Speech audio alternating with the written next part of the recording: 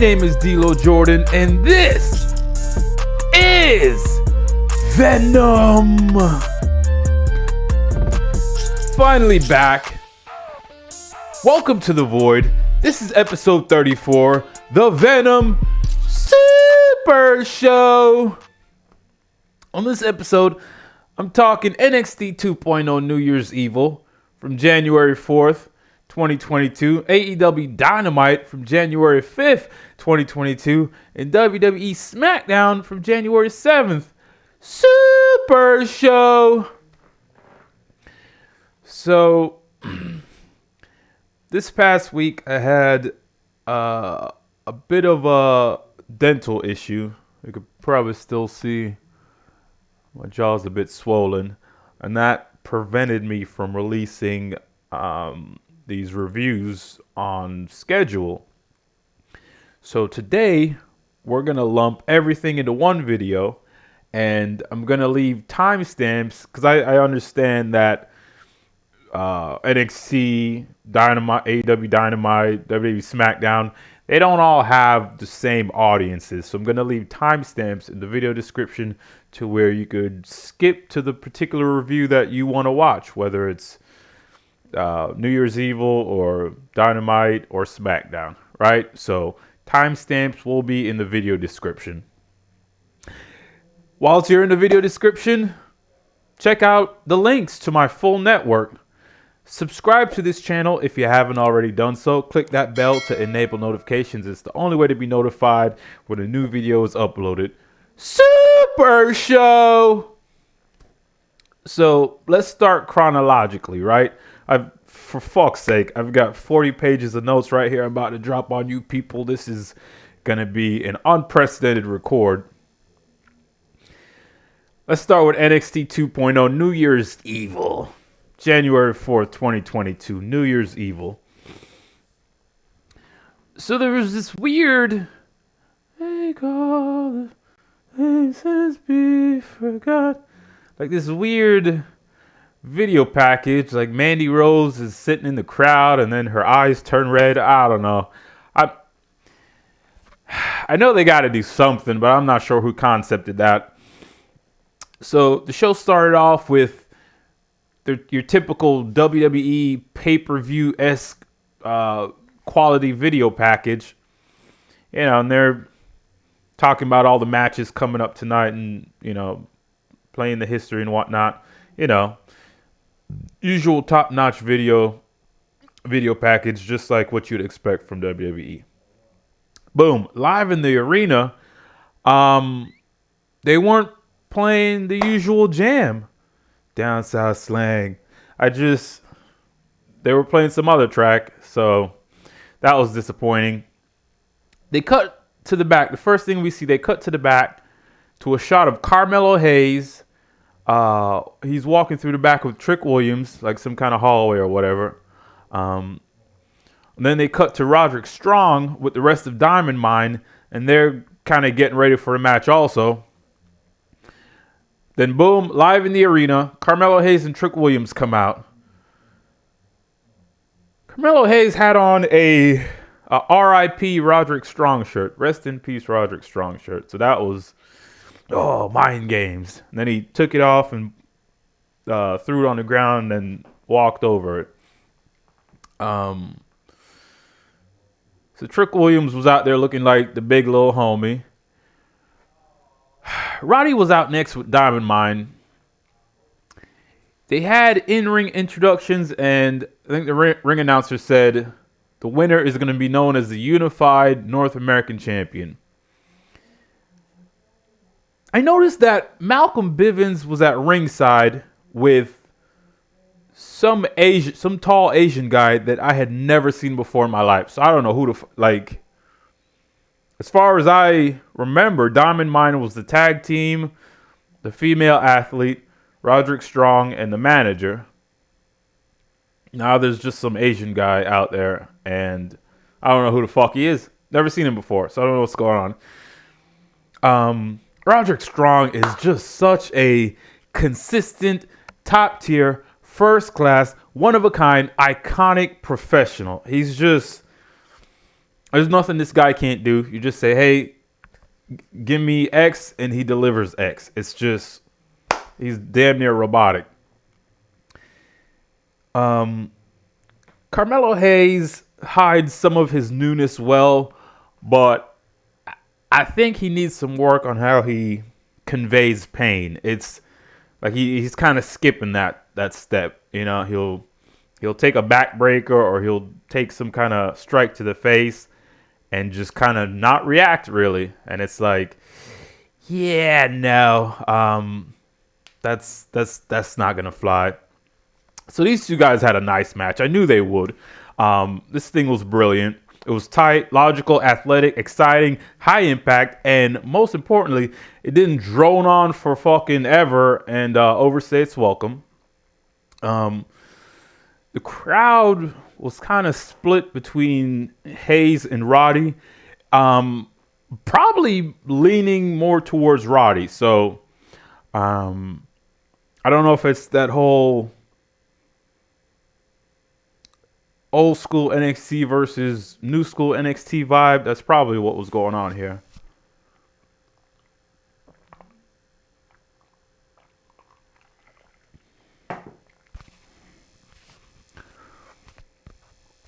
I noticed during this, Trick Williams was really animated at ringside. He's reacting to everything, and his facials were brilliant.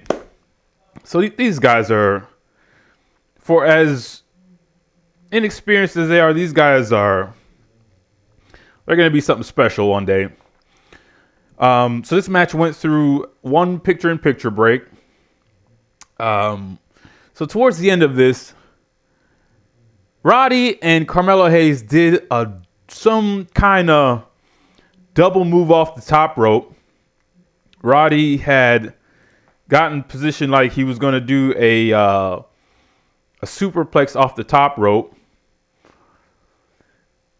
But I for the life of me, couldn't tell what it was supposed to be. Roddy had Carmelo like he was going to give him a superplex, right? Then, as they both went, Carmelo did a flip, and Roderick Strong somehow landed face first. It didn't look like anything was delivered to anybody, so that was weird. And then Carmelo crawled into the pin afterwards, so I'm not sure what they were going for. It just looked like a flying double nothing. Both men just fell off the top rope, and I mean, they impacted the mat, but no one delivered a move, so I don't know what that was supposed to be. Eventually, Carmelo Hayes won this match with a diving axe kick to the back of Roddy's neck, pinned him 1, 2, 3. So thank God, Carmelo Hayes is the new, like I said, what they seem to be calling the unified North American champion. And hopefully that Cruiserweight Championship belt just vanishes and is never seen or heard from again. Like whatever the fuck a Big Swole is. So post-match, Carmelo Hayes and Trick Williams are celebrating on the ramp. And Carmelo was sitting on Trick Williams' his shoulders in an electric chair position. And, you know, he's all celebrating, and Carmelo Hayes is holding up both belts. And I thought for a second, oh, dear God, he's not going to turn on him. But they didn't, and thank God they didn't. After that, we cut to a shot from earlier in the day of 2K's arriving to the building. 2K's, that's, his slave name is Braun Breaker, but I'm not calling him that. I'm calling him 2K's. He's arriving to the building. He walked past Justin Coburn, Jake St. Patrick, and Dante Marcus Carter, DMC. 3 guys I recognize off the Florida independent scene. Then it cuts to a shot of Ciampa, who's sitting in a locker room, like clutching the NXT title belt. So he's there being all creepy. AJ Styles walks in, and they start having a chat. AJ Styles wished him good luck. Ciampa mentioned, hey, Styles, you look like you're dressed to compete. And AJ said, hey, I got some business to handle. And that's basically the end of that. There was a video package for the Dusty Classic. The Dusty Classic, which appears to be 2 separate tag team tournaments, one for the men and one for the women, to determine, I'm not sure what. Like the winner gets a cup or something, or are the number one contenders? I don't know. I don't know what this is or what's going on here. So we'll have to stay tuned to see what this nonsense is about. So after that, AJ Styles made his entrance, right? AJ Styles comes out to the ring live in the arena. AJ gets a mic, and the people were up for AJ Styles. They were chanting, AJ Styles. Eventually, Styles got started. AJ mentioned how, when he joined WWE, he bypassed NXT and went straight to the main roster, Raw or SmackDown, whichever one he went to. But he'd always felt there was something special about NXT, and it's the passion. He said he's not going to let anyone take away the passion, referring to Grayson Waller, of course. Eventually, fucking old Grayson Wallaby came out, and Wallaby started throwing insults at the fans and Styles himself. And AJ just basically responded, let's have a match tonight. AJ just challenged him for a match tonight. But Waller said, nah, we're not on your time. We're on Waller time. So how about we do it next week in the main event? And I guess the match was made. I'm not sure. This program is weird in the fact that people will just say stuff, and it just, who is in charge here? Like, who's making the matches? Waller just makes the challenge, and I guess as long as AJ accepts, the match just happens. Are those the rules? I have no fucking clue. So after the challenge was made and answered, then things got a little bit physical. Waller swung, but Styles ducked, clocked Waller in the face. Eventually, Waller took back over control, and then missed another. Either he was going for a clothesline or something. AJ ducked it, hit him with a Pele kick, and then AJ set up to do a phenomenal forearm, but as he was springboarding, Wallaby rolled out the ring and took off. He had enough. So next week we got Grayson Wallaby versus AJ Styles in the main event of NXT 2.0. So we'll stay tuned to see what happens there.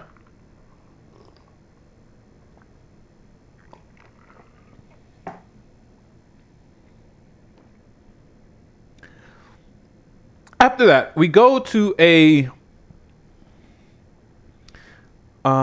Pete Dunne video package. Pete Dunne, a pre-produced interview segment where he's saying a bunch of shit. He showed his like the wrapping on his hand from Tony D'Angelo when Tony D'Angelo attacked him with a crowbar, smashed his hand with a crowbar. And Pete Dunne just basically threatened mayhem. And at one point during this, he said, nah, mate, we're not having it. It just sounded weird to me. And yeah, so this ain't over. Pete Dunne and Tony D'Angelo, they're gonna have dealings down the road. Back in the arena, Imperium made their entrance, complete with Walter, who, I gotta be honest, is the only person anyone cares about in this fucking fiasco. These three got in the ring, and they acted like they were high-ranking members of some outlawed European regime. We cut to a commercial break, right? When they come back, there was this little scene in, I guess, one of their in-house gyms. 3 chicks were talking friendly. It was Casey Catanzaro, Caden Carter, and so Casey Catanzaro and Caden Carter. Fuck. They're both Casey. Both their initials are Casey. So they're approached by Amari Miller, and the 3 of them start talking friendly. They engage in small talk. Oh, how's your New Year's or whatever the fuck? No one cares. I think somebody mentioned like, oh yeah, we're gonna win the tag team titles in the new year or some shit like that. Meanwhile, in the background, Persia Perota and Indy Hartwell, I guess they overheard that, and then they approached the 3 women that were talking friendly. Persia and Indy then declared, no, we're going to be the next NXT Women's Tag Team Champions. Then, was it Caden? Said, you're looking at 3 women who want to fight you. So, I guess they're challenging for a match. Then Persia was all like, well, I guess we could do with a partner. And she just turned to the nearest human being and asked, what about her? The her happened to be Tiffany Stratton. Remember her? So Tiffany Stratton from last week with her 3D printed face, she looks up and she's like, thanks, but no thanks. And then she just held up her phone and said, Daddy, these girls are so basic, or whatever she said. So I trying to follow this. Then Tiffany walks off, and as she walks out of shot, it's revealed that the NXT squatter has been sleeping there the whole time.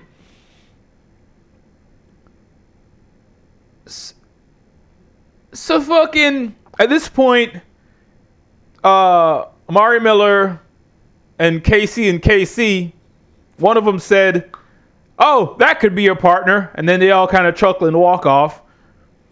Then Indy and Persia walk up to the NXT squatter and they ask her, who are you?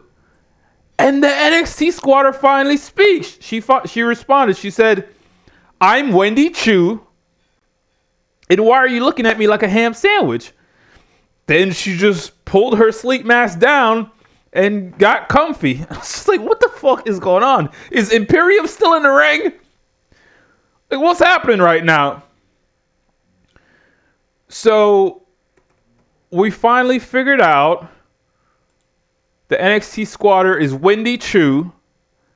So she's another fucking Asian person that they're going to make a goof out of, along with Jacket Time. So after that, we cut back to the arena. Imperium are just, they're still just standing in the center of the ring, looking as serious as a cardiac event. Suddenly, they cut to some supposed New York DJ who starts, quote, spinning music. Then fucking MSK and Riddle come out. They're all being goofballs. They're riding on scooters. This is deplorable. So it's going to be Imperium of Walter, Marcel Barcelona, and Fabian Forte versus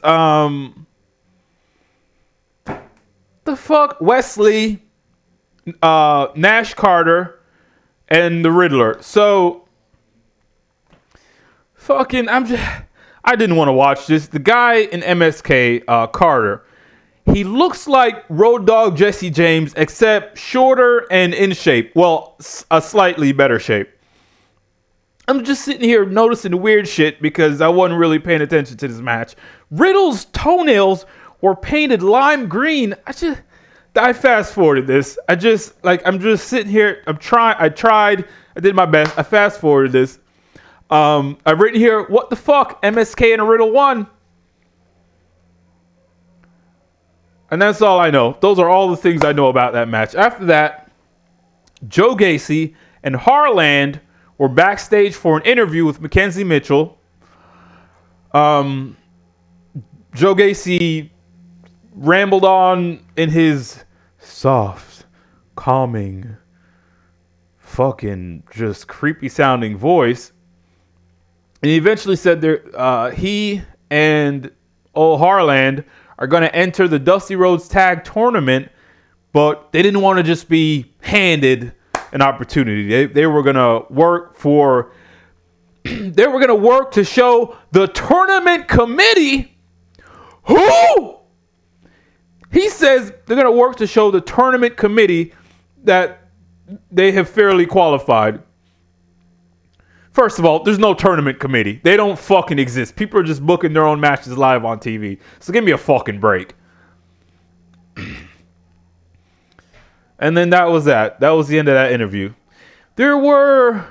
Next, we cut to a shot of a helicopter, but not really, because it was just pitch black darkness, and all you saw was the fucking safety light on the helicopter. So you couldn't really make out what kind of fucking helicopter it was. It was just little light in the sky. That's what they were shooting. And then we cut to, there were just a bunch of angles of Mandy Rose riding in a helicopter. Angle from over here, angle from back here, angle from over here. And then she's turning and talking to the camera. I'm like, what is going on? So, this is how a champion arrives in style. And then the helicopter just landed in the middle of fucking nowhere, and they kicked her out. So, just in the middle of the night, in the middle of nowhere, and Mandy Rose just gets out in her full ring gear and just starts walking off. And it's like, this isn't convenient or stylish. They just land you in the middle of a park somewhere, and you have to walk into the arena. That doesn't look top tier, first class, iconic, one of a kind. So I don't know. They tried, but it was all botched.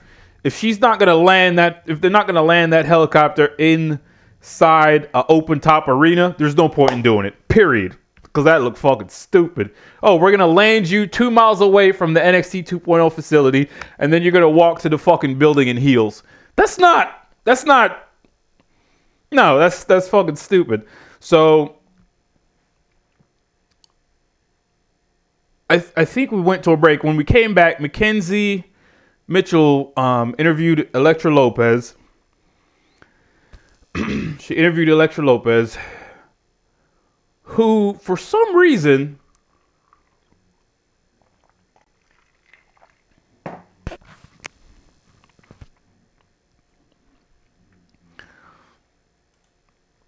Elektra Lopez just made a match because I guess once you speak the words, then it has to happen.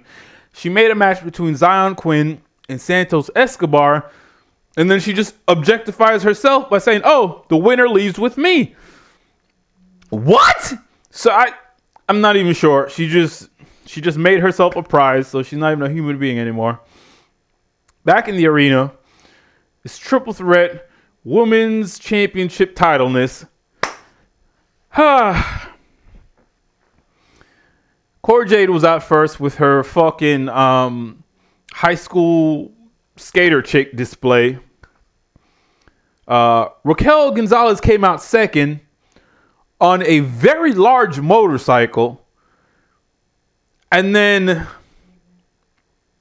but it didn't even make sense because she came in from this part of the building, drove around the ring, and parked up on top of the ramp. So like, wouldn't she want to park close to where she came in so she could drive back out? I don't know. So that didn't make sense. Gonzalez looked like Raquel Gonzalez looks like she ought to be just completely dominating this entire division. There's nobody I've seen even that even comes close to her. So I don't know. I don't know. Mandy Rose, I've just written here. Whoa. So I've just written here. So Mandy Rose retained the women's championship, and I have no recollection of anything that transpired here. Probably because Cora Jade was in it. After that, we cut to some vignette with Boa, and I promptly enacted the Boa rule. For those unaware, last week I added Boa to the terrorist do not watch list along with Chris Statlander as I ain't watching any of your shit. So as I've written here, the Boa rule, section 7G states, and I quote, I ain't watching this shit. I ain't watching this shit. Fast fucking forward. Next! So after I fast forwarded that fuck shit, Riddle and MSK were in the parking lot, kind of like saying goodbye to each other. They're still in their wrestling gear, which is weird. Just out in the parking lot, Riddle's got a scooter, because of course he does. And then he says his piece and scoots off. At this point, MSK are approached by the Creed brothers, that's Brutus and Julius. And they basically just said they're going to win the Dusty Classic Tag Team Tournament. And that was that. So they are approaching people in a dark parking lot to say they're going to win tournaments. Back in the arena, Andre Chase made his entrance. Chase comes out, grabs a microphone, and just starts yapping. So that's what's going on here. Another monologue. Andre Chase eventually recognized the student from last week who got in the ring to check on him after Harland had beat him senseless. And then Harland ended up kidnapping the fucking kid. Chase says, thank God Harland didn't throw the guy off the roof. Then Andre Chase announced he was going to award that student with the first ever Chase University scholarship. Right? Then suddenly, music just starts playing. Music starts playing, and wouldn't you know, it's Von Wagner. It's Von Wagner.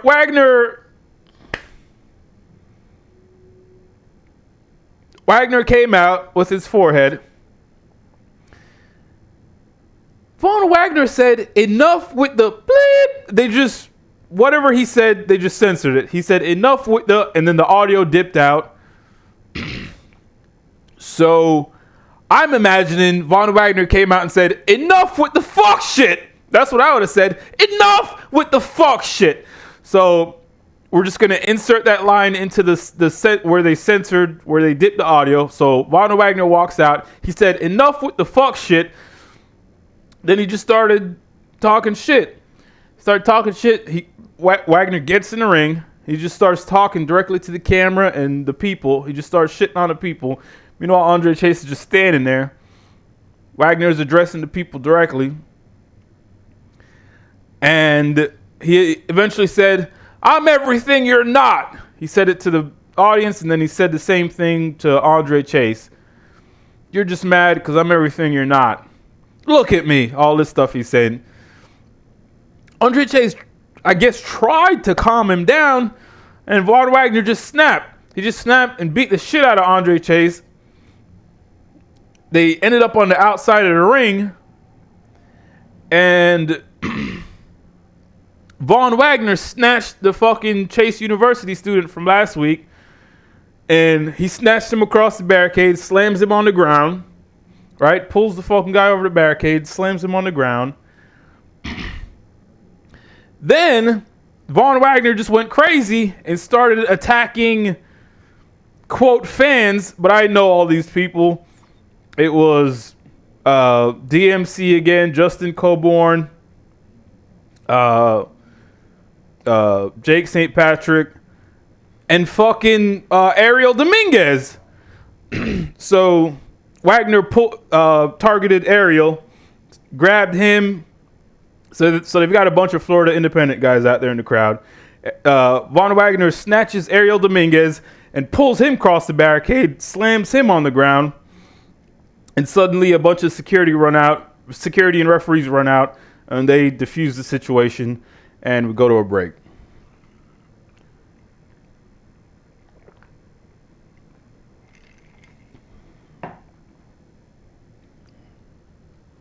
Back from the break, Wade Barrett kind of had the hushed tone and he apologized for Von Wagner's behavior. At this point, I'm thinking, you're apologizing for Von Wagner's behavior? Meanwhile, last week, Harlan kidnapped a motherfucker live on air in front of God and everybody, and no one even batted an eyelash. So, what are the rules, right? So, Barrett apologized, then they cut to a shot of Von Wagner being escorted out the building. And hopefully for good. Hopefully they just escort Von Wagner out and somebody advises him, hey, look, Von, you don't work here anymore. Shoo, go away. Best of luck in your future endeavors. And they just lock the door behind them. Hopefully that's what's happening here. Back in the arena, it's time for the main event. It's going to be 2Ks, a.k.a. Braun Breaker, versus Tommaso Ciampa for the NXT Heavyweight Championship. So 2Ks was out first. And the whole theme of 2K's entrance seemed to be out with the old NXT and in with the new NXT 2.0. No! So, like, he was hooked up to some chains and he mimicked, like, he pulled the chains down and the screen had been showing the old NXT black and gold logo. And as soon as he pulled the chains down, then the graphic on the screen just kind of like crumbled into, some graphics for old 2Ks over there. So then, after he did that, he kind of, gets hyped, gets pumped, and he walks forward, and there's this styrofoam X representing the old school NXT black and gold, and he fucking kicks through it, smashes that in two. So it was just like, this guy is here to say, oh, it's the new NXT. It's NXT 2.0 now. Let's kill off all the remnants of the old NXT black and gold. So that's what his entrance said. Tommaso Ciampa was out next. Tommaso Ciampa just looks like an intent, like... Ciampa looks like an iron-willed motherfucker that you just... Like, you don't want to oppose him. Like, he just looks like... If you have an issue with him, you're gonna have to fight him all the way to that. He just looks like a strong-willed, determined individual. He looks like he's fucking chiseled out of iron. He's just... God, what a freak. So... we had proper in-ring introductions for this. And then it was off to the races. They mentioned on commentary that this match is going to be commercial-free. So, nice little plus for the NXT faithful there watching at home. This thing got underway, and my God, 2Ks is just... He's just a total fucking package, isn't he? This guy's not missing anything. And for as young as he is in the business, it just doesn't make sense. This does not make sense. He's just genetically predisposed to being this professional wrestler. He just is. This shit was insane. This fucking guy, 2Ks, is just abnormally strong, right? At one point, 2Ks had Tommaso Ciampa up for a vertical suplex, and you could just see 2K's just like articulating and controlling Ciampa's body weight. Like anywhere he'd move, he'd just fucking get him again and just control him. It was freakish. Ciampa was wearing some NXT 2.0 inspired ring gear, like with all the colors. So that was kind of weird. Like he wasn't. You'd think he'd be repping the black and gold, but I don't know. I think they said on commentary it was mind games or whatever. I don't know. He probably just did something just to do it. So they were telling the story of Ciampa being the veteran, but having to overcome his battered and beaten body. Meanwhile, 2Ks is in good shape physically, but he has to overcome his inexperience, right? So this was a real decent piece of business. Partway through this, Ciampa started bleeding from the face for real. Like, it was unplanned blood. Like, it wasn't done on purpose, which is the best kind of blood. So this was nice, hard-hitting, competition-style match. I was thoroughly engaged throughout. 2K's, at one point, he put Ciampa through the announce table with an Alabama slam. It looked fucking sick. Like, the impact on Ciampa's lower back, I could have done some damage there. And the table didn't just, like, flatten right away. Where Ciampa landed was kind of on the edge, so the table kind of stood for a second and then fell over. So, looked like a nasty impact. Eventually, 2K's won this. Braun Breaker won this by finally hitting that middle rope diving bulldog that he'd been trying to do, but he was kind of nervous about previously. But he hit it this time, and then he fucking put Tommaso Ciampa in the Steiner recliner, and unbelievably, Ciampa taps out. Ciampa taps out, which, to go back to my comment at the beginning where Ciampa was coming out and looking like it's fucking chiseled out of granite, iron will, whatever. This was an incredible passing of the torch to say, okay, Ciampa tapped out. It's just like, I didn't see that finish coming. So 2K's is the winner and the new NXT heavyweight champion. NXT Black and Gold is officially no more. We have entered the age of 2.0. and that was NXT 2.0 New Year's Evil. A very decent show. There wasn't a whole lot that I didn't get on with.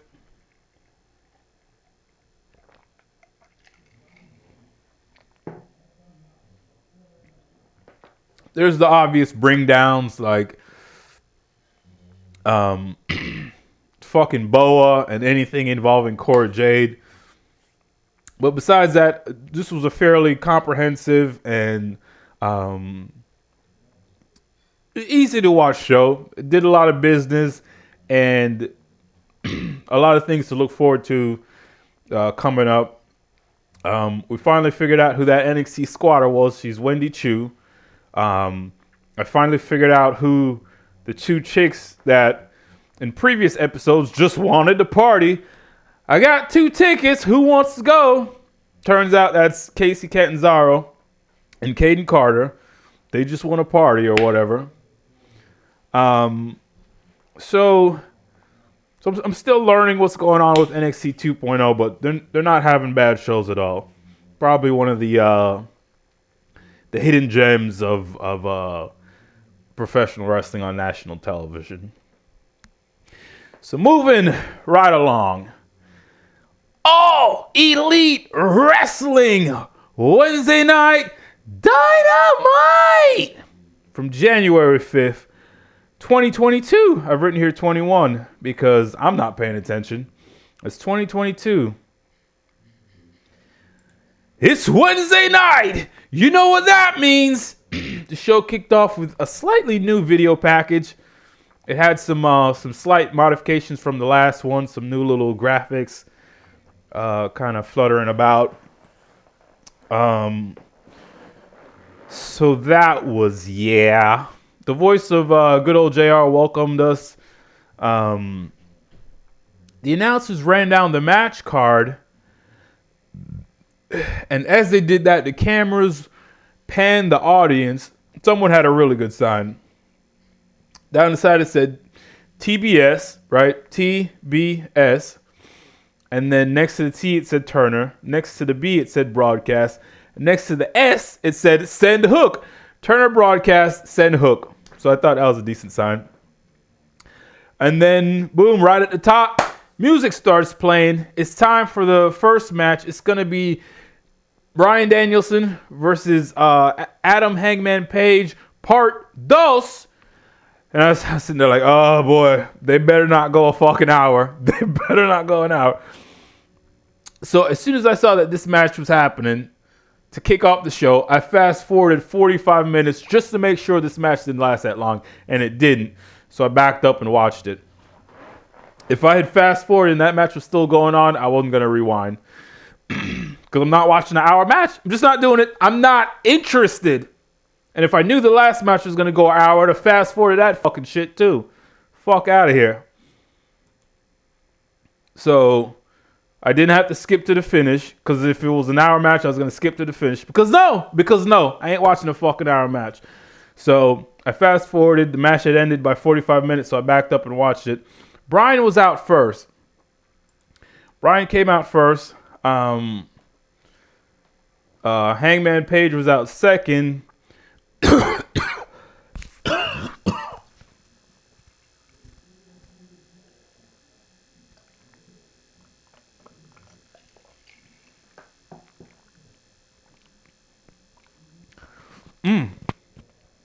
So Page was out second. They had, as they should, these long, drawn-out in-ring introductions, which is exactly what it should be. Get both guys in the ring with your ref, your ring announcer, and introduce both guys. This guy in this corner, this guy in that corner. This match is for the AEW World Heavyweight Championship. They should do all that, make it feel special, make it feel like a title match, and they did here. And good job for that. So the match got underway, and Page started off hot, because I guess the story here is, in Adam Page's mind, he almost had Brian beat the last time, and he hit that buckshot lariat, and then he ran out of time. So all he needed was just a little more time. So now it seemed like Page is trying to find the shortest route to buckshot lariat, right? So Page started off manic, but Danielson was like stalling the pace and kind of slowing things down. He'd get out the ring and kind of go for a jog.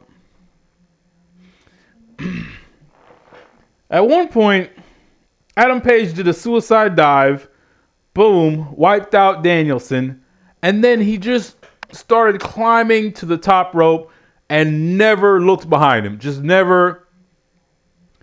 Suicide dive to Bryan Danielson, and then he just starts climbing, never looking back to see where the fuck Bryan was. Then he just did a moonsault off the top to the arena floor to nowhere, to no one. And I'm like, what the fuck is going on? Like, if you suicide dive a guy, and then your intention is to go up and hit a moonsault, one would look to see where the fucking guy, you would think one would look to see where the fucking guy might be before you just go and hit a moonsault. After Page did the dive, he kept his back to fucking Bryan. So how, just, Page looks like a fucking idiot. If I'm being honest, I've seen him do this before, and he looks like a fucking idiot every time he does it. It doesn't make sense. It doesn't make sense. So Page does a moonsault to nowhere, to no one. There was no Danielson there. And then Page gets up, so he does a moonsault, kind of lands on his feet, but rolls back. So he didn't even suffer any damage from the moonsault. And then suddenly Danielson charges in from off screen, and Page gives him a pop-up powerbomb onto the apron. And it's like, the fuck is... That sequence was weird. I'm not sure if that went as planned, but it just looked weird. I did think this match was much better than that 1 hour fiasco they had last time. Eventually both guys started bleeding. I don't have an issue with blood, but I think this promotion definitely overindulges. In the confines of a match, I much prefer someone getting like a little bit of blood, where you kind of are unsure if it's planned or not planned, rather than two guys just bleeding on purpose to chase a 5-star epic. So, like when comparing, if I'm talking, blood usage, I much prefer what happened on NXT 2.0, where Ciampa just started bleeding a little bit, and you could tell it was unplanned because they don't allow bleeding on purpose in NXT. So you could tell it was unplanned blood. I much prefer that than these two guys just leaking from the head, Crimson Mask on purpose. So, Hangman started bleeding first off of getting his head ran into the steel steps. And, he's had a decent gusher going. And Danielson just said, all right, hold my beer. And he opened up a fucking river dam. He was just like, what the fuck? There was way too much headbutting in this match for my liking. It just, after a while, it just looked stupid. It looked stupid. After the first couple, it just looked stupid. If this were a real heated fight, they would be hitting each other with other body parts. If you're bleeding from the head, it doesn't make sense to keep using your head as a weapon. It looked fucking stupid. It made both guys look fucking stupid. It wasn't like, oh, this is brutal. It just looked stupid. At one point, Bryan hit that signature Bazaku knee or whatever the fuck, Bazaku knee strike, and crawl for the pin. 1-2, Cage.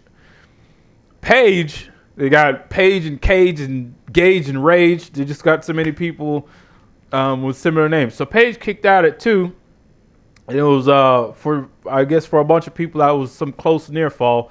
Oh, they thought it was over. I fucking didn't. I knew Page was winning.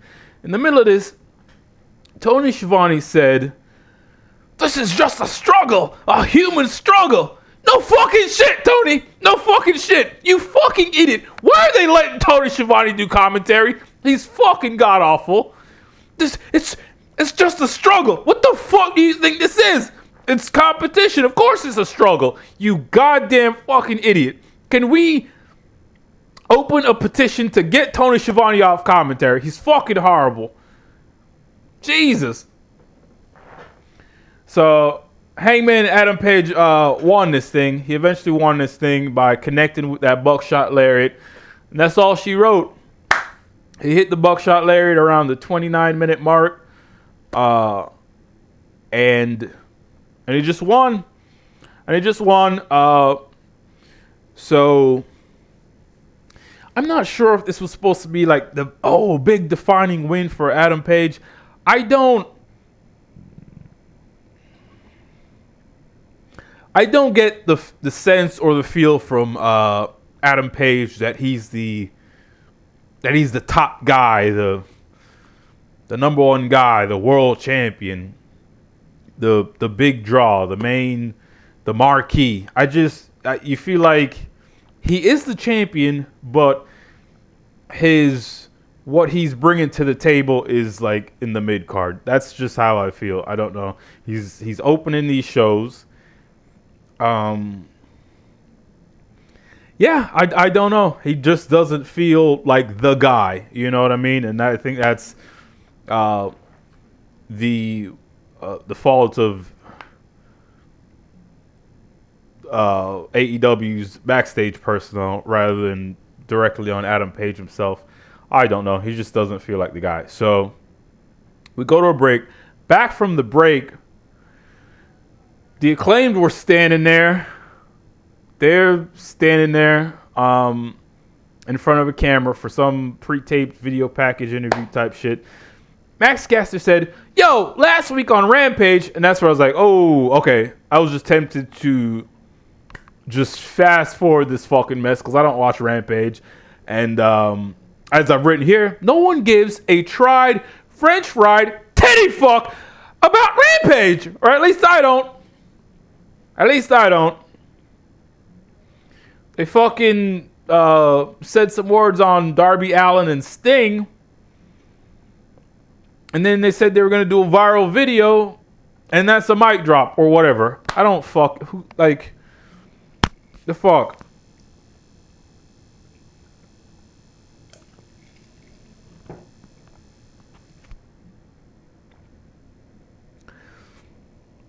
Back in the arena, MJF made his entrance.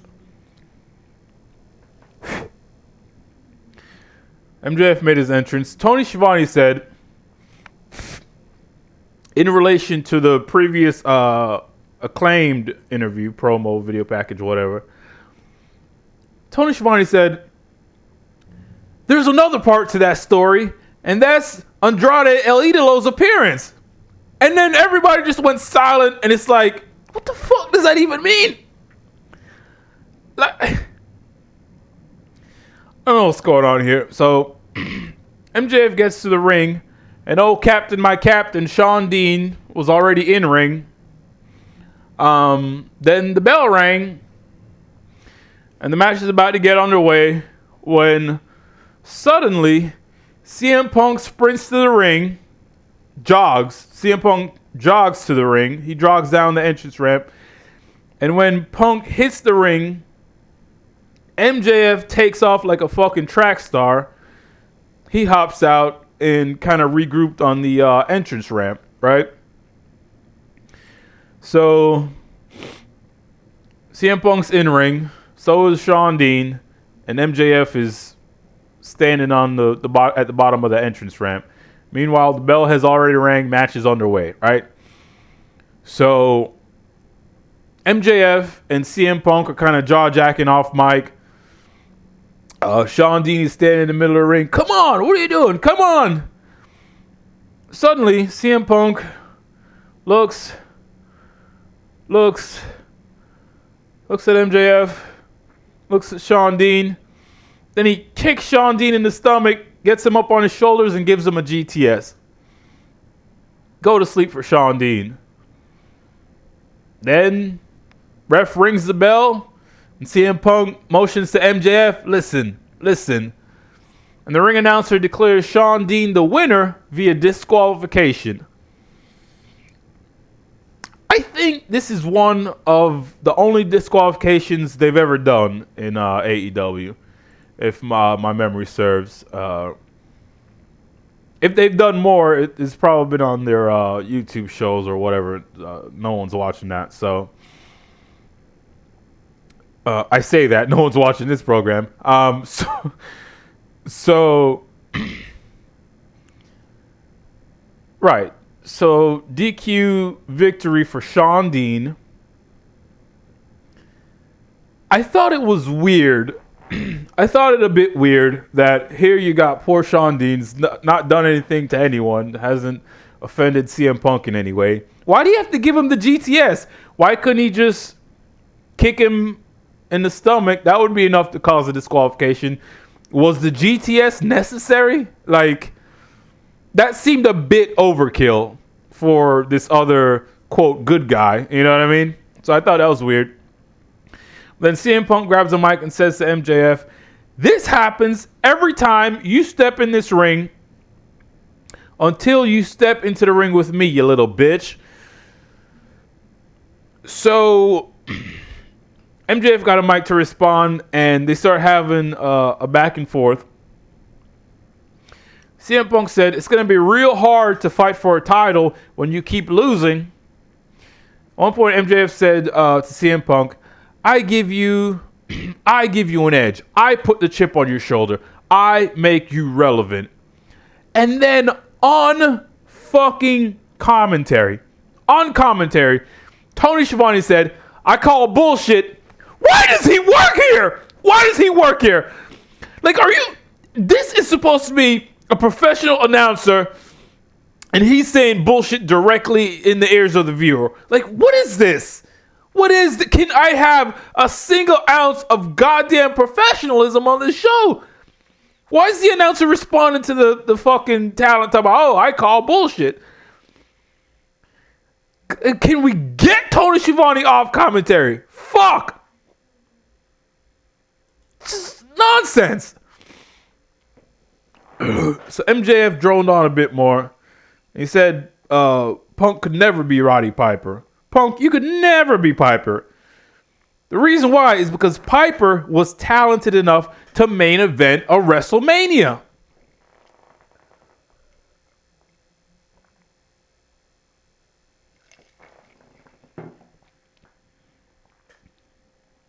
And MJF said,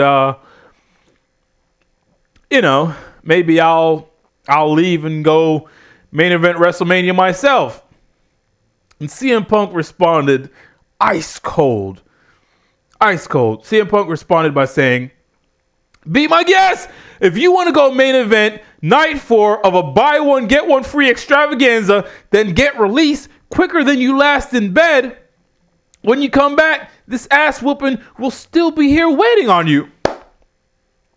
So this was just another excellent verbal exchange between these two.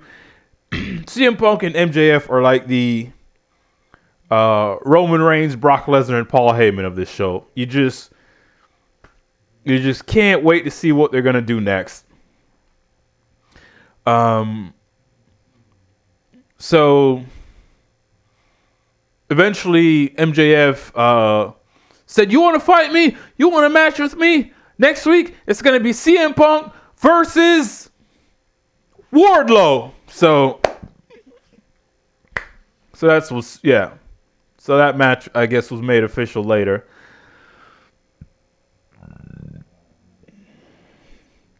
We cut to a break. Back from the break, we're in the arena. What was this? What was this? Chris Jericho made his entrance. His full fucking entrance, complete with pyro and Judas sing-along. It appears Jericho has applied some Just for Men. His hair dye was drastic. Jericho searched his fucking Android programming and loaded up game show host. So he went into full fucking game show host mode. And he just started talking.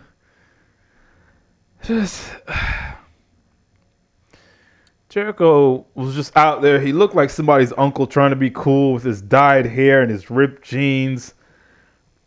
It's just like, I don't think anyone wants to see this. Eventually music started playing.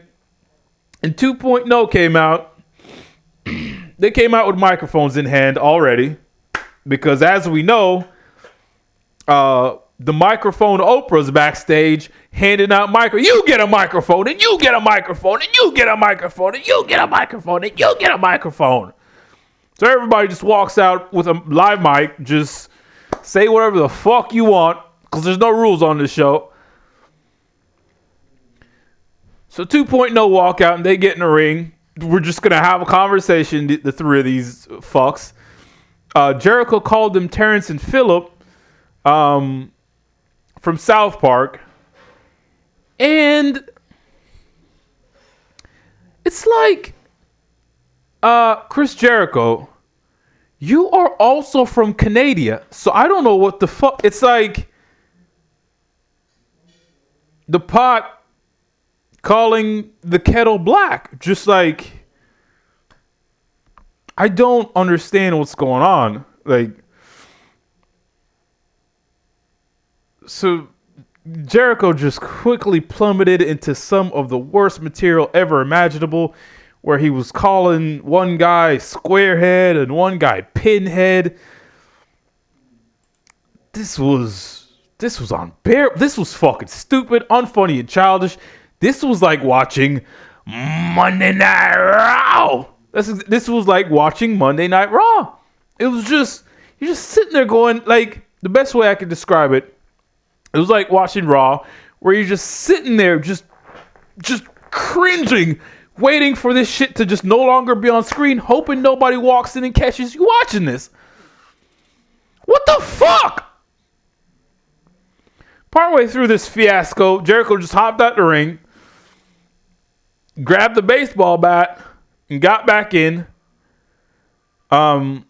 But then fucking Bad Buddy Garcia came in out of nowhere, blindsided Jericho.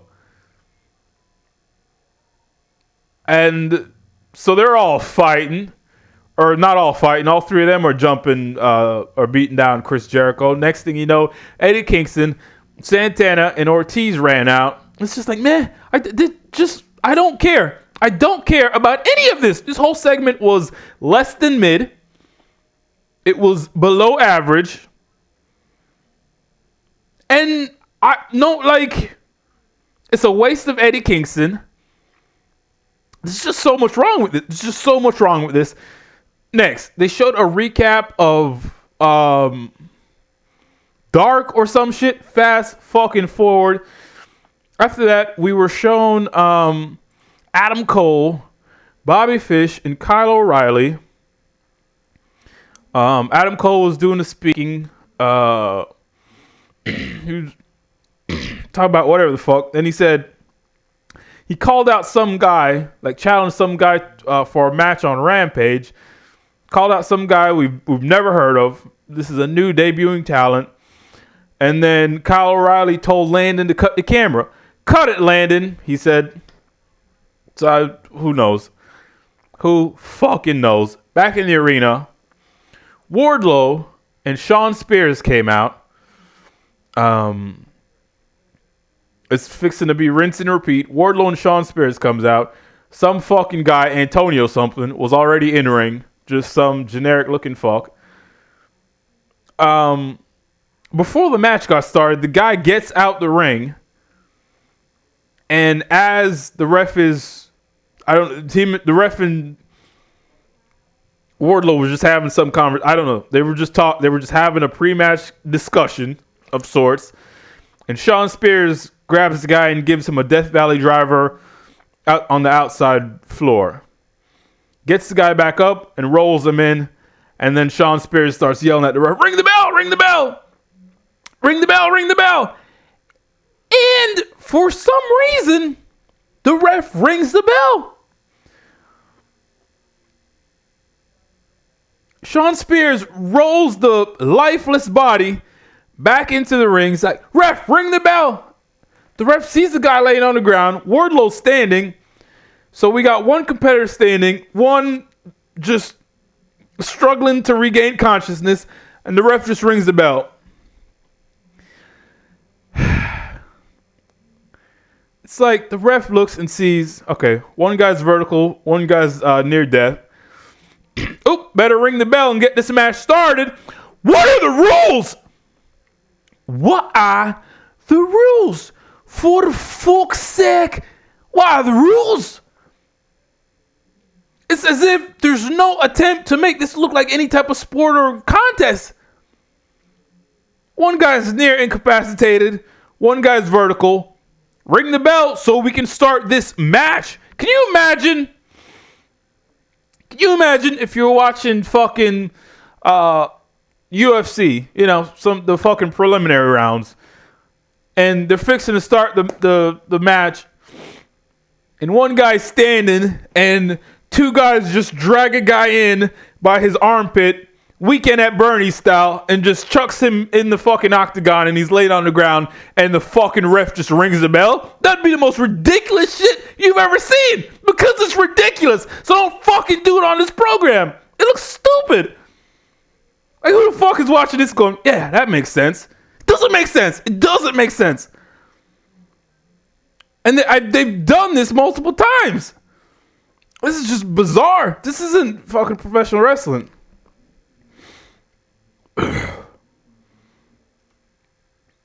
So the ref rings the bell. Shawn Spears is shouting at Wardlow, pin him now, pin him now. It's like, I don't know what the fuck's going on. Instead of pinning the guy, Wardlow did his usual, I guess what they're calling now a powerbomb symphony. He hit 5 powerbombs and then pinned the guy. I don't know what any of this is about, but I'm over it. They said next week Wardlow's gonna take on CM Punk, so at least it'll be something different. Because I guarantee you Wardlow ain't hitting CM Punk with 5 powerbombs and pinning him with his foot on his chest. So at least we get to see something different. Next, there was a video package involving Andromeda's alien and some 4'8" woman. And it's just like, what? Fast fucking forward. I don't know what any of that was about. Back in the arena, Jade Cargill made her entrance. Jade Cargill came out for what's set to be the finals of the TBS title tournament. Ruby Soho was out next. They did not do in-ring introductions, and I don't know why. This is a one-on-one title match, and they just did the introductions as the women were walking to the ring. So I guess, so this match is to crown the inaugural TBS champion, which I guess is the sister championship to the TNT championship, which is the men's middle of the road championship. So this thing got underway, and I just sat there, like the match was just happening, and I just sat there waiting for this match to not suck, but it just kept sucking. It just never got good. This thing looked like a wrestling school training match. They had both practiced heavily ahead of time, but then as they're executing it, they still fucked everything up. So I don't know. This was not good.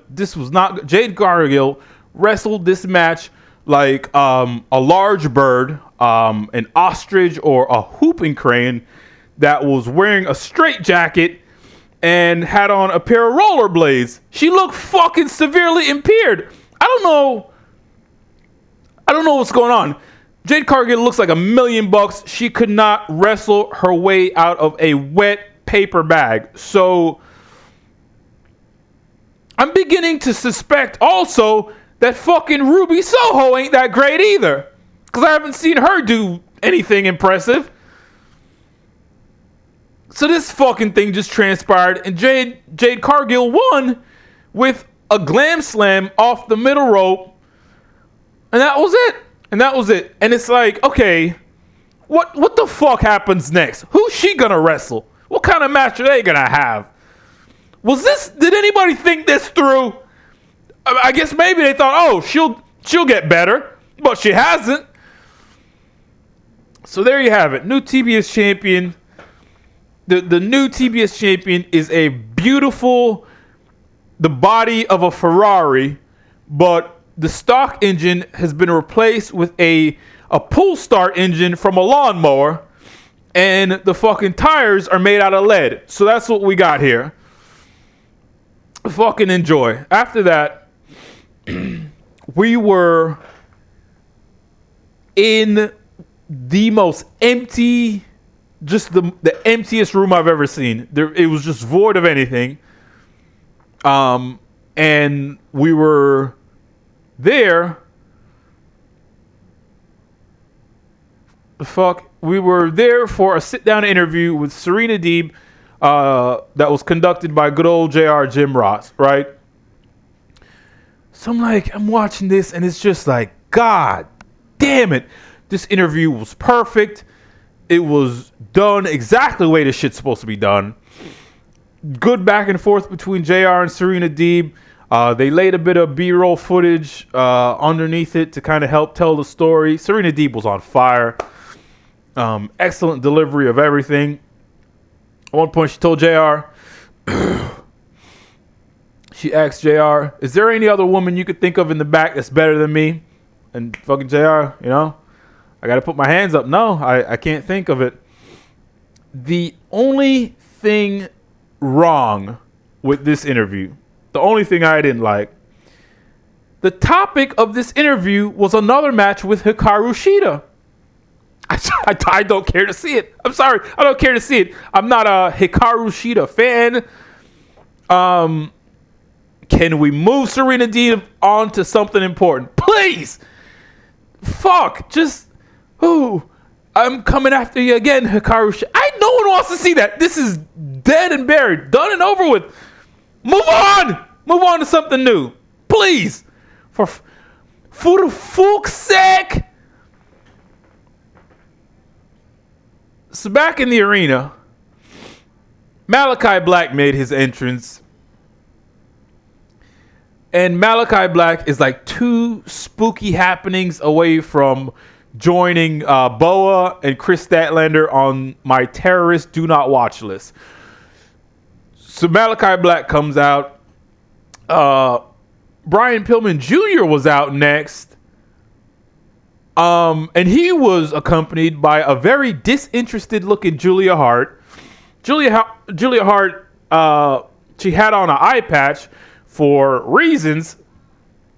We all saw the replay where the mist didn't even make it to her face, so I'm not sure what's her ailment. Oh, that was nasty. Yeah, so she's wearing an eye patch, and they don't know why. So it's gonna be got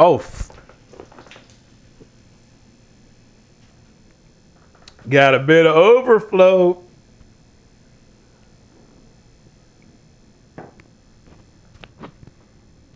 So it's gonna be Malachi Black versus Brian Pillman Jr. one-on-one, right? Brian Pillman Jr. is just not good, is he? He's just not very good. He wrestles like an NXT 2.0 wrestler that just started 2 weeks ago. As he's, quote, wrestling, he just looks like a guy that's trying to focus on performing. I don't know. It's not convincing or... Malachi Black, in between the ropes, Malachi Black is great. He's ace. He's... like, everything is clean, crisp, right where it needs to be. But all this just fucking nonsense surrounding his character and his gimmick. Just kill it. Just kill it dead.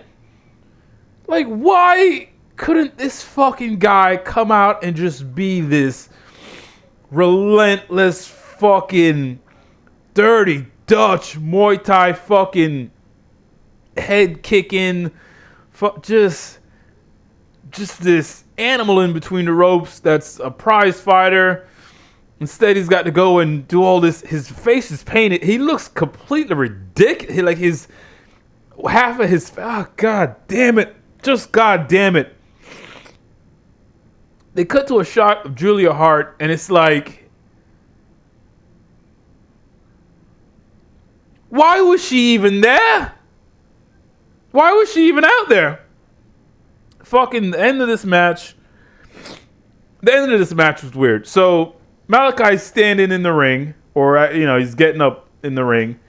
Brian Pillman goes for a springboard something or other, and he just completely fucked it up. He lost his footing, landed on his shins, did a front flip, and landed on his back. The whole time Malachi's just standing there watching this fucking goof. Then Pillman gets up and Malachi Black hits him with the fucking spin kick. 1, 2, 3, you're done. So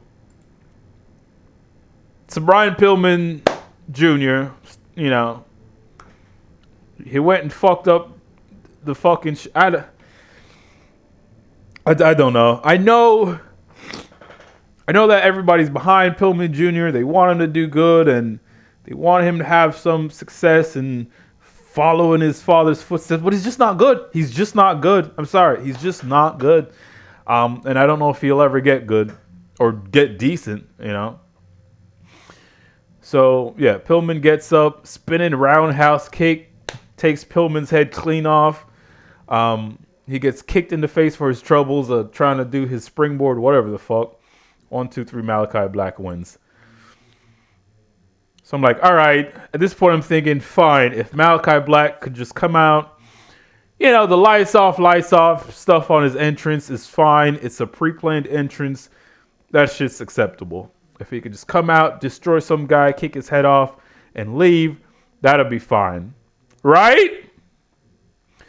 Post-match, Malachi Black goes to walk off, right? Then he turns and notices Julia Hart is in the ring checking on Pillman Jr. And fucking Malachi Black heads back to the ring with evil intentions, right? So he gets in the ring. Julia Hart notices him getting in the ring and she starts to cower. Next thing you know, the Lucha Brothers started coming down the entrance ramp with Alex Abrahantes, AA. And it's like, Why? Why the fuck are they coming out?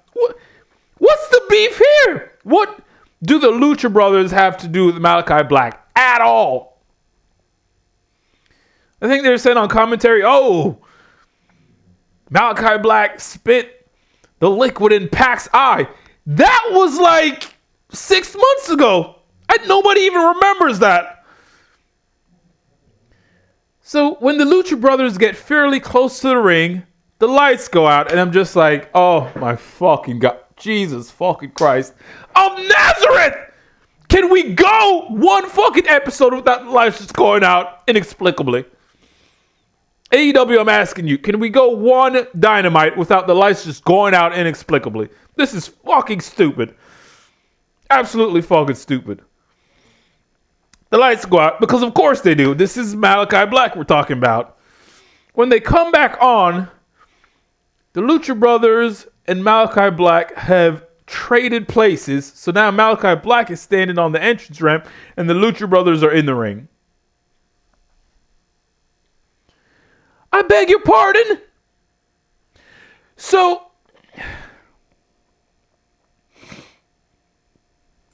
okay, so besides the fact that this was fucking horrible, awful horseshit, what am I supposed to take away from that? What just happened?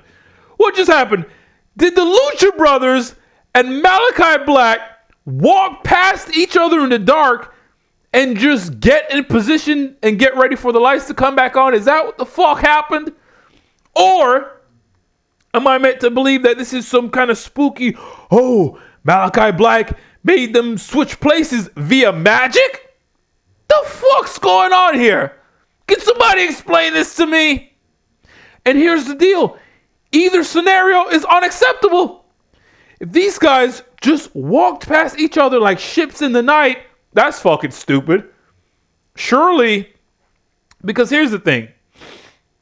Anybody who has ever been in one of those arenas know that when the lights go out, they don't really, do they? There's all kinds of emergency lights so people could see where they're walking in the arena. There's all kinds of, it's not completely dark. So these people could fucking see. So if they, in not complete darkness, just walked past each other, they'd be able to see each other. So if that's what they're expecting me to believe, that's fucking stupid. And if the latter is what they're expecting me to believe, that there was some kind of magic involved, fuck all the way off. Fuck you. If this was some kind of magic teleporting bullshit, just fuck all the way off. Malachi Black is so good in the ring, but I am this close to adding him to the fucking terrorist do not watch list, because this is always horseshit. This is always outlandish, outlaw, unbelievable horseshit, and I'm getting sick of it. What the fuck? I mean, this is the shit I'm talking about with Malachi Black. He goes in and does some decent shit in the ring, and then immediately post-match, somebody just whips their dick out and takes a piss over all the hard work he just did. And I suspect he's the one behind it. I suspect he's pushing to do this, ooh, lights out, lights up. Just, it's fucking garbage. Just, if they just dropped this like a bad habit and never mentioned it, it would be amazing. It's fucking stupid and it's ruining this guy. So we cut back in the back. Tony Schiavone was on hand for a fake interview, because that's what they are now. They're fake interviews. He's there for a fake interview with Ruby Soho. Tony started talking and didn't even finish his sentence before Britt Baker interrupted, because that's what it is. It's a fake interview. It's not a real interview. There's not going to be any talking that gets any point across, because it's a fake interview. So we're just going to start saying that from now on. Oh, they're setting up a fake interview. So, like I said, Tony starts talking, didn't even finish his sentence before Britt Baker and whoever walked in to interrupt. They just wandered in and interrupted the interview. Ruby Soho said, "You can't win without these bitches. Leave me alone." And they started attacking Ruby Soho, Britt Baker, and her gang. And then some fucking 90-pound Chun-Li looking bitch ran in. And she just joined in the brawl. I don't know what the fuck was that. Riho! fuck's going on? Back in the arena, it was main event time. It's time for the main event.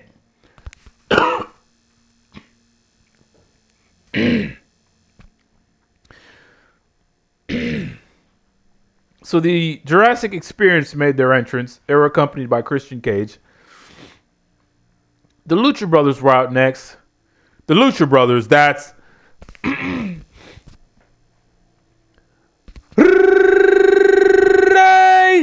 Fenix, Penta, El Cero Miedo. The Lucha Brothers. So they came out. They were accompanied by Alex Abrahantes, Double A. And they're all being luchas. This match did not have in-ring introductions. So I'm wondering, do they only do in-ring introductions for the men's singles titles? Because we had 3 title matches on this show, and they only did in-ring introductions for the world title. So that was weird. This match got underway, and it was off rip. It was just too rehearsed looking. The crowd seemed somewhat burned out at this point. They weren't really lively or reacting to shit. So this match was just a low energy spot fest with no real highlights to speak of. At one point, the Luchas were setting up to do one of their tag finishers. And wouldn't you know it, the fucking lights just turned off again for no fucking reason. Just the lights went out, and when they came back on, nothing had happened. JR said on commentary, the lights have been out too many times for my liking. And I fucking agree. What is this turning out the lights shit? What? Oh my God. This doesn't make sense. Just, can we have a show where the lights don't just go out inexplicably for no fucking reason? It's the weirdest thing. And they just love doing it. They just love turning out the lights. Knock it off.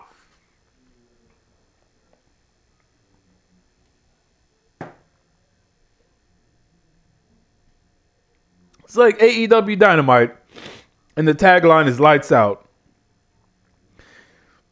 Just, so these fucking idiots, towards the end of this thing, for no fucking reason, right? They did a bullshit outlaw chokeslam through a table and fucking went and broke Phoenix's arm.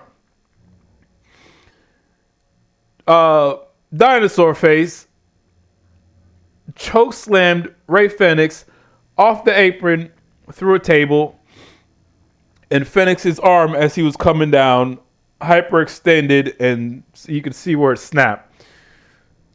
Last I checked, this was not a no disqualification match, so I'm not sure why there was a fucking table involved. I'm not sure why there was a table involved. I'm not sure why there was a table involved. I'm not sure why it didn't result in a disqualification. And I'm not sure why any of that even happened. So they did some unnecessary outlaw bullshit. The result is Phoenix broke his arm. It was stupid and unnecessary. No one would have demanded a refund if they didn't see people going through tables. They would have just enjoyed the show otherwise. So Rey Fenix broke his arm in this fucking completely uncalled for table break. And then back in the ring, Jungle Boy rolled up Penta Miedo and won just with a lame roll up. So new tag team champions off of a lame roll up. So by the end of it, I just really wasn't into the match. They went and broke Phoenix's arm, so that just means more people are going to vanish off TV. In an age where performers mysteriously vanish off TV weekly, it seems like. So the Luchas are out of commission. We got new tag team champions. The all the bad guy tag teams kind of came out and gathered on the entrance stage, and then they just did like weird shots of random people. It was just like they cut to a shot of Chris Jericho, sitting in a skybox or somewhere. Then they cut to a shot of Santana. Then they cut to a shot of Malachi Black. What the fuck does he have to do with tag teams?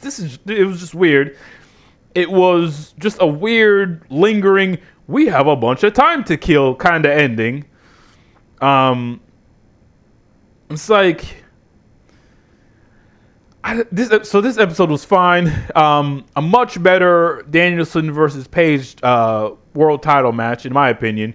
They kept it under 30 minutes. And it had a winner. We had a winner. So the fact that it was under 30 minutes and we had a decisive winner automatically makes it better than that 1 hour fiasco they had. Automatically. So I was up on that. CM Punk, the CM Punk / MJF stuff, always on point. Always on point. Cannot wait to see what they do next. And the eventual match is going to be Dynamite!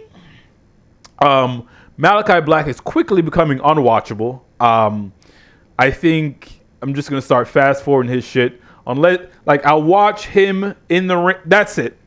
Malachi Black rule. I'll watch Malachi Black in the confines of a match. Outside the ring, I'm fast forwarding all his shit.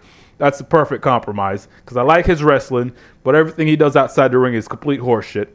Anything with this promotion, anything involving female athletes continues to be an afterthought. They just, one match and everything else is, Chris Jericho has become an absolute menace to society in this day and age. Like, seriously, can somebody explain to me exactly why the fuck he's being allowed to do what he's doing? Because it's horrible, awful horseshit. At the end of the day, it's unfortunate for the Jurassic Experience that their title win was kind of overshadowed by a fucking guy breaking his arm. And I thought it was extremely devalued by just ending with a quick roll-up out of nowhere. If they wanted to do like a big crowning achievement for the new big tag team, the new major tag team, Jungle Jack should just fucking tap the guy out with his snare trap submission. Period. Like, why couldn't we just do that? It would have been fucking like that. Easy fix. So there were some bad decisions made and some unfortunate circumstances surrounding this fucking episode. But there's also some really, that really good world title match, some great promo work. So overall, a good show for me. It was above average, and really enjoyed it. So that was AEW Dynamite from January 5th, right? Moving right along, we come to WWE Friday Night SmackDown, sponsored by Progressive. This was SmackDown from January 7th, 2022. I've written here 2021 again. God, I'm stuck in the past. So this show started off with a recap from happenings from Monday Night Raw and the Day 1 premium live event. Okay, so if in case anyone is not up on this, they're not pay-per-views anymore. WWE has done away with pay-per-views. They're now called premium live events. So Royal Rumble is the next premium live event. They're just experimenting with verbiage. That's what WWE, they just make up verbiage. Oh, it's this thing now. So whatever. So after the recap of what happened at Day 1 surrounding Brock Lesnar, and then on Monday night, because Brock Lesnar won the WWE Championship at the Day 1 premium live event, and he showed up on Monday Night Raw. I don't know what happened because I don't watch Monday Night Raw, so couldn't tell you. So Heyman is apparently back with Brock Lesnar. He's back to being his advocate. This transpired on Raw. So during this video package, Heyman on Monday Night Raw introduced his client, Brock Lesnar. Lesnar revealed it was Heyman who made it possible for Lesnar to be a free agent.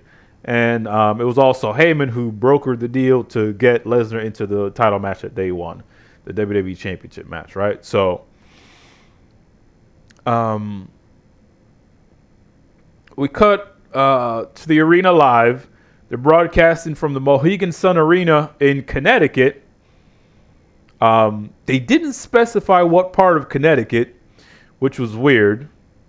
Just, Connecticut. Okay. Is there a city associated with that? Whatever. At the top, Roman Reigns' music hits, and out comes the tribal chief, the head of the table, the WWE Universal Studios champion, Roman Reigns. So he's just making his entrance. At the 7-minute, 45-second mark, Roman Reigns finally says into the microphone, New England. He didn't say that. He said, New England, acknowledge me. And the people made a little bit of noise. Eventually, Roman said there are two people he never wanted to see again, and that's Brock Lesnar and Paul Heyman. Suddenly, Brock Lesnar's music starts playing, and out comes Brock Lesnar and Paul Heyman. It's like, Jesus fucking Christ. So out comes Lumberjack Lesnar and his advocate, Paul Heyman.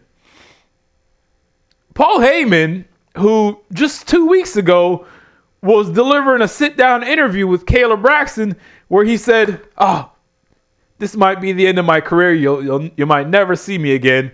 And here he is 2 weeks later, just back. He's just back. So that didn't last very long. Paul Heyman goes to start off, ladies and but Brock Lesnar cuts him off, grabs the microphone, and kind of waves off Heyman. Then Brock gets up in Roman's face, and he imitates Paul Heyman's little shtick. Ladies and gentlemen, and whatever. Allow me to introduce the reigning, defending. He actually did a good job of mimicking Paul Heyman. Then Brock Lesnar said, Roman, acknowledge me. Lesnar said this past weekend he got what he wanted, and Roman got what he wanted. Now let's give everyone what they want. Let's do title versus title, champ versus champ. Both belts on the line. And Roman responded by saying, that's a good idea. But it's not my idea.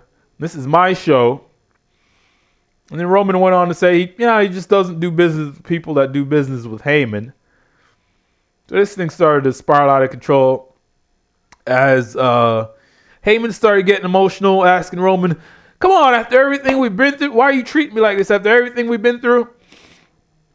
Then Lesnar got a little ticked off and told Heyman to shut up.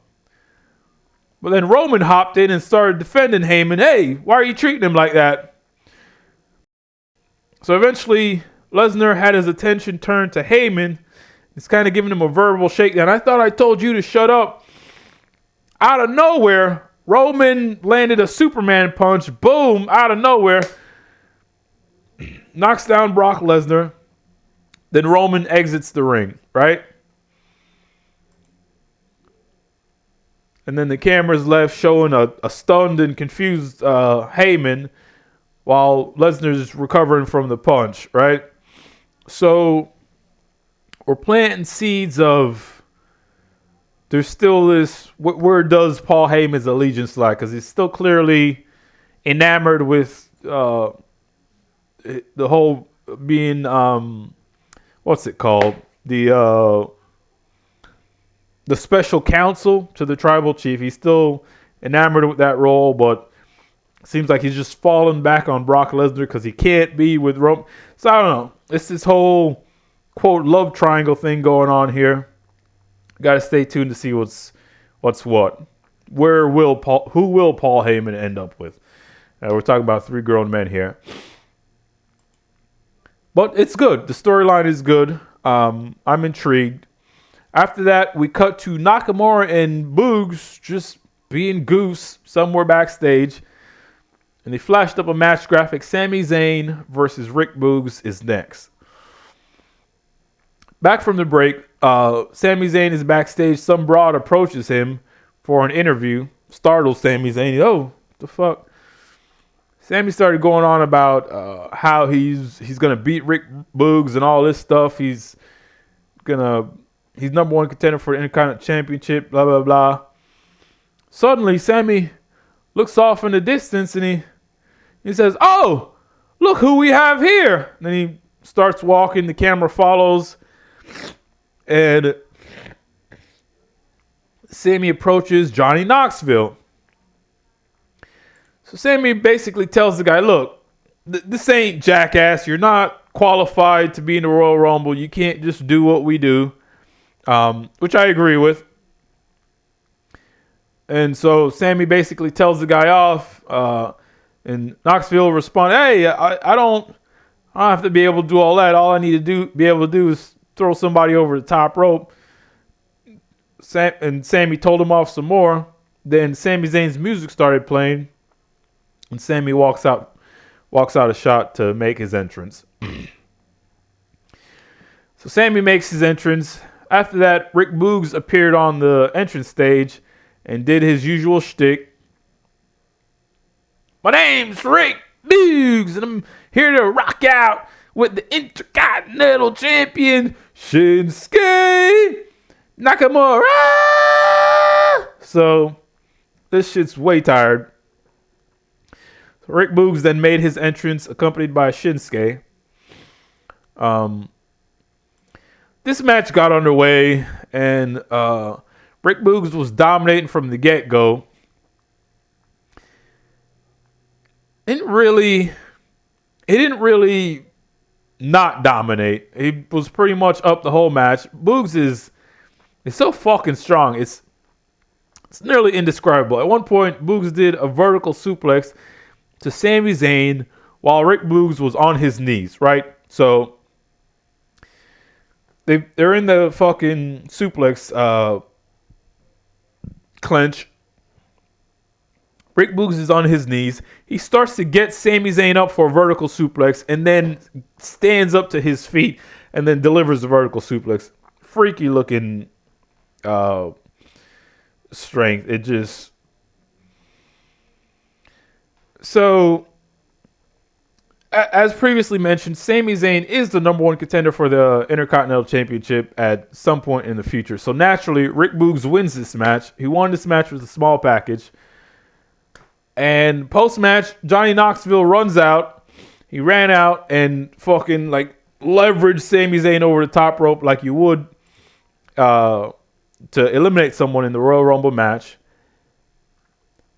And then, inexplicably, the ring announcer just arbitrarily mentioned, "I've just been informed that Johnny Knoxville is qualified for the Royal Rumble match." And it's like, what? Just like that? I don't know. So we cut backstage to Kayla Braxton. She's there for an interview with New Day. She asks about their match tonight with the Usos. And I'm like, you gotta be fucking kidding me. You gotta be fucking kidding. They're having another match? New Day and Usos are having another match? Just... The Usos and the New Day are having another match for the tag team titles tonight. It's a street fight. I've written here, what in the wide, wide world of fuck? I quit paying attention to anything anyone said after I heard that because I was immediately disinterested. I was just tuned out. New Day Usos, who gives a fuck? Back in the arena, Charlotte Flair made her entrances for she made her entrance for reasons. It wasn't clear why she was coming out. There hadn't been a previously announced match or nothing. So we cut to a break. Back from the break, Charlotte's just in the center of the ring with the microphone. So I said, okay, this is what's going on here. It's going to be a monologue. Charlotte mentioned the Royal Rumble match, and then she pitched to a video package on the screen. The video package announced what the Royal Rumble match was and announced a few participants for the Women's Royal Rumble match, I think like 18 or so. And then after the package, Charlotte was still in the ring. She said she was going to be the first champion to enter the Royal Rumble match. And when she wins, she's going to name her own challenger at WrestleMania. So I don't know. They're just making shit up now. Suddenly, Naomi comes out. She gets in the ring, and she issued a challenge to Charlotte. Hey, why not face, since you're looking for an opponent, why not name me your opponent tonight for the championship or something like that, she says. Charlotte responds by asking, what have you done to deserve a title match? Which, fair point. Naomi responded by slapping Charlotte in the face, and we went to a commercial break. Back from the break, a one-on-one match was in progress. Naomi versus Charlotte Flair. Partway through this thing, it appeared Naomi was about to win because Charlotte was incapacitated on the outside, and Naomi had just slid back in the ring, and the ref was at a count of 8. Suddenly, Sonya Deville wandered out, and she, I forgot to mention, this match cannot end via a count out. So Sonya Deville is still up to her dirty tricks when it comes to, as it relates to Naomi. Later on in the match, Sonya Deville interjected again and she said, oh, I forgot to mention, this match cannot end via disqualification. In fact, the only way this match will end is via pinfall or submission. And then the match continued some more, and Charlotte just won with a flipping face buster of some description. So, not sure what all that was about. We cut to the back. After that, we cut to the back for an interview with Kayla Braxton and the Usos. They were talking about the tag team title street fight with the New Day, and I just zoned out. Because who gives a fuck? Back in the arena, there's not enough. There's just not enough. Back in the arena, Crappy Corbin came out. Corbin is as bald as an egg.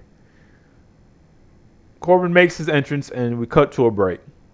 Back from the break, Sonya Deville and Adam Pearce are in a back corridor somewhere. They're discussing business.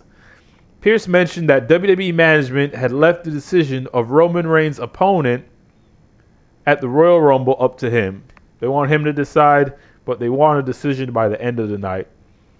WWE management, we're never going to find out who any of those people are. So Pearce basically asked Deville to, help him come up with some ideas. He had to make a decision by the end of the night. Whatever. Back in the arena, this fucking crappy talk horseshit was going on. There was red carpet rolled out, fucking couches. The ring was just filled with furniture. It's the same fucking nonsense. Corbin eventually introduced his special guest, Drew McIntyre, but out came fucking Madcap Moss wearing a kilt and a neck brace, and he had like a floppy inflatable toy sword and a walking cane. I was sitting there like, kill me now. They did some horrible unfunniness that I could only describe as horrible, awful, wretched rottenness. This was horrible, awful, wretched rottenness. They just did and said every fucking thing they wanted. And then when they were done, music started playing and the Vikings came out. One of the announcers mentioned, oh, we're set for a tag match. It's like, what? Really? Why didn't they just come out earlier? So I'm like, somebody, like, they're coming out for a tag match, and I'm like, somebody better clear all that fucking furniture out of the ring, or there will be no tag match. I tell you what.